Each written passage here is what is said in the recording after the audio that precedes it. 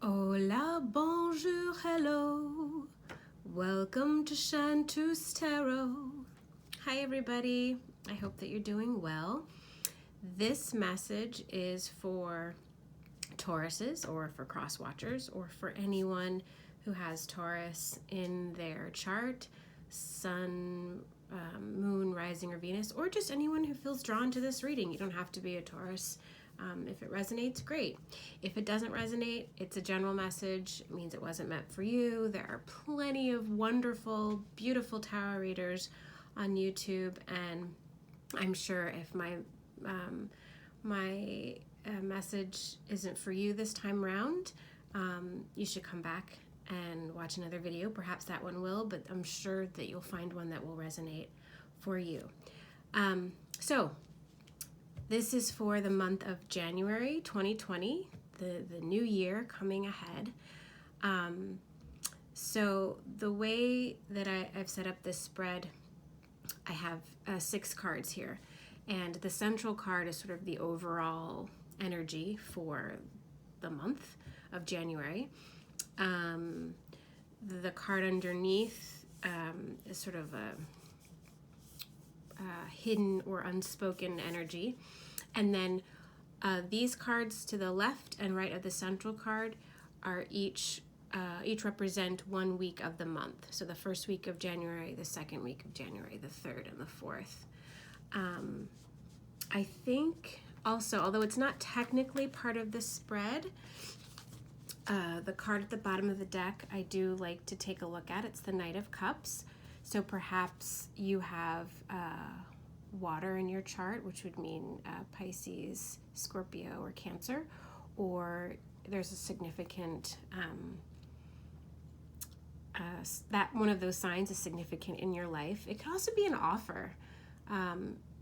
Perhaps you're starting to date someone new in the month of January, or an offer is made to you. Someone asks you out, or perhaps a job opportunity presents itself.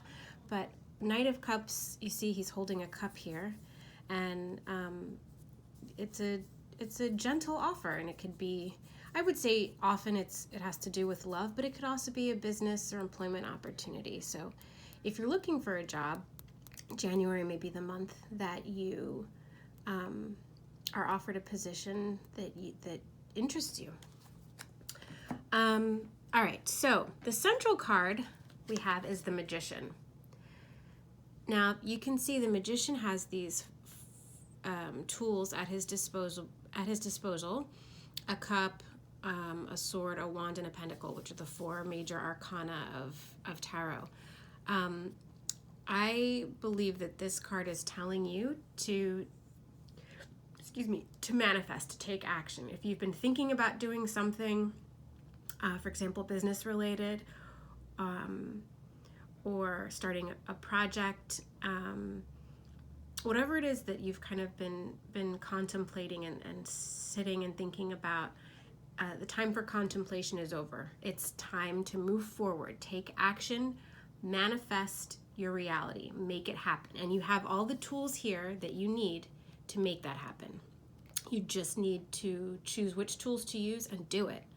So this Magician is very powerful. It's a reminder that you are powerful in your own right and that you can make things happen. So whatever it is you're thinking about, starting a business, starting a creative project, anything that you want to pursue, now is the time.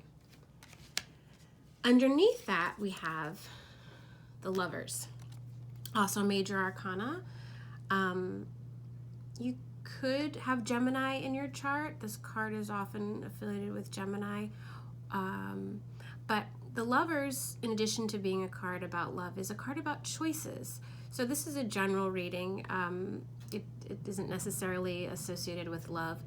It looks like you have a choice to make. And I think because it's directly underneath the Magician card, you have a major choice decision to make in regards to moving forward with this project or business or idea that you have. You need to, perhaps that's what's been stalling you, is that you haven't made a choice yet. but you need to make a decision in order to move forward and make this happen. So, perhaps pray, meditate, ask, for advice from friends or loved ones, but you do need to make a choice in order to move forward. The Hierophant is also major arcana, so there's a lot of major, intense energy for you, Taurus, in the month of January. The Hierophant is associated with Taurus, so it's Taurus energy. I am a Taurus, Sun, Aquarius, Moon, Cancer rising, so I'm very fond of this card in particular. The Hierophant card has to do with tradition, with organized groups. So this could mean a couple things for you. If you're thinking about moving forward in a relationship and establishing a firmer commitment, that includes, but not only marriage, but perhaps taking it to the next level of commitment, living together.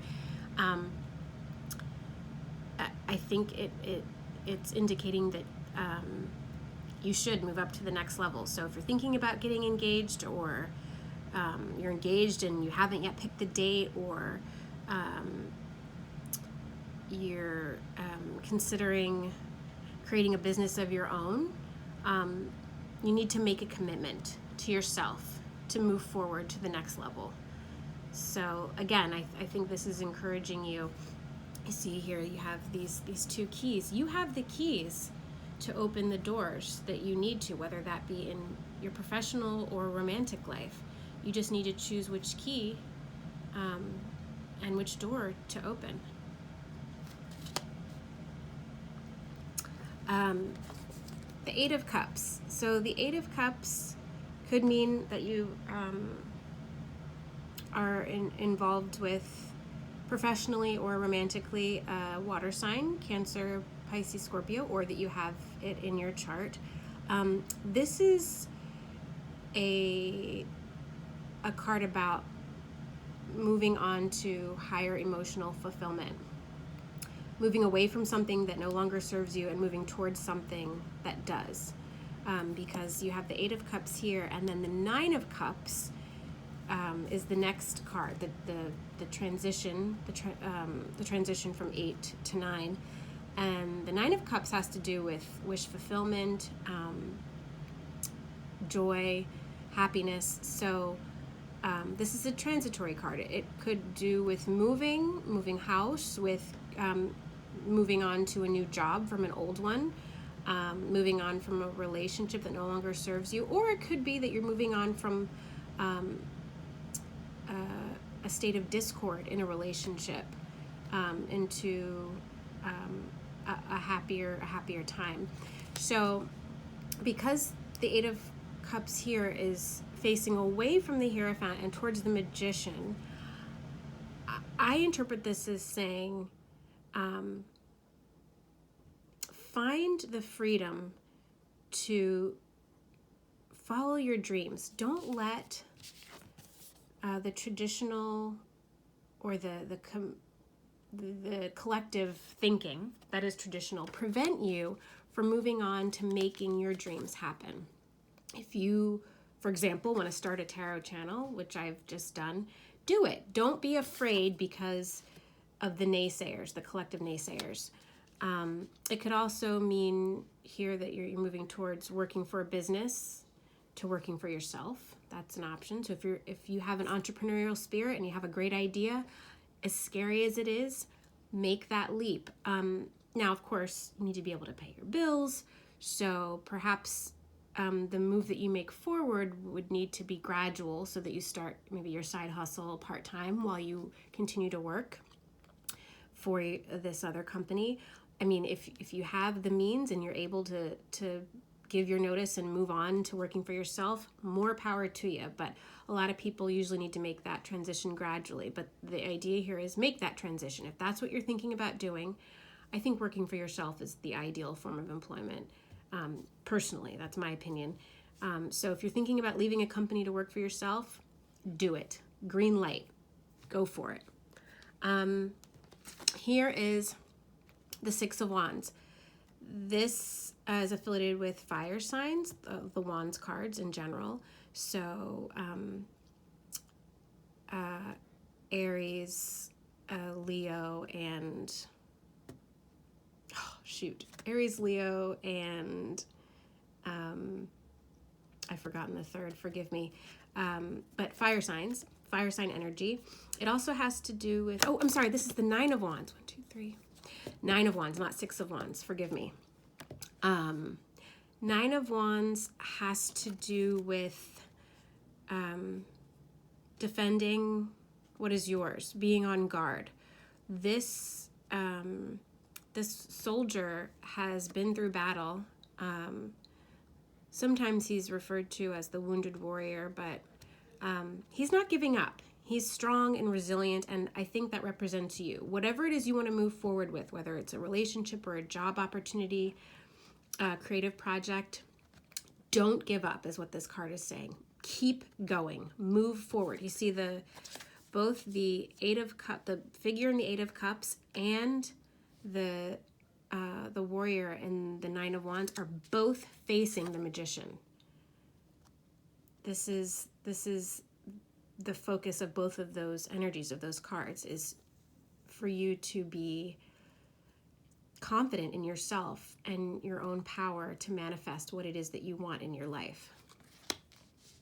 This last card is the Ace of Pentacles, and it represents an offer, usually financial or something of practical value. So it could be related to romance, as an offer of a stable partnership, but it could also be the beginning of your new business. It can also represent the offer of a raise at your existing job, but this is the foundation of a positive financial foundation, I should say, and it's ripe for the taking. I mean, I think this is a pretty positive card. It also is affiliated with earth energy, earth being the signs of Taurus, Capricorn, Virgo. So it could mean that you're involved in some way, professionally or personally, with another earth sign, or it could just be reflecting, the energy of Taurus. And aces are beginnings, the start, the seed. It kind of reminds me of a seed, especially because it's next to these two beautiful blooms. The beginning of a wonderful venture, something that will provide you with abundance, with stability and success, I think. It's a really positive reading. Okay, so for the final card, I am going to pull sort of an oracle card from The Universe Has Your Back, which is a deck by Gabrielle Bernstein. She's fantastic. Very positive speaker and author. She's really inspirational, and I was gifted this deck by my cousin, and I wanted to pull one card for each zodiac sign. So, what is the message that Taurus needs for January 2020? Please, universe, spirit, angels, archangels, ancestors, please provide me with a message. Ooh. And we have, I am a spirit having a human experience, and I'm here to get closer to love. Oh, it's a beautiful card. Yeah, I think we get so caught up in the everyday activities and our jobs and our families that we forget that we are a spirit having a human experience, not a human having a spiritual experience. It's the other way around. So life is too short to be miserable, to do things that you don't want to do, to be trapped in a job or career that brings you no joy. Of course, like I said before, you have bills to pay, mouths to feed, but I don't think that being financially stable and being happy have to be mutually exclusive. And I think it's actually our it's important for us to find our purpose. And you know when you found your purpose when you're happy, when you're content, and your needs are fulfilled. So anyway, I hope that reading was helpful. I hope that you have a wonderful morning, afternoon, or evening, wherever you are in the world. And I ask that you please like, share, and subscribe if you feel moved to. I'd love to hear if this resonates for you. And I wish you a very happy and wonderful, prosperous new year. Take care. See you soon. Bye-bye.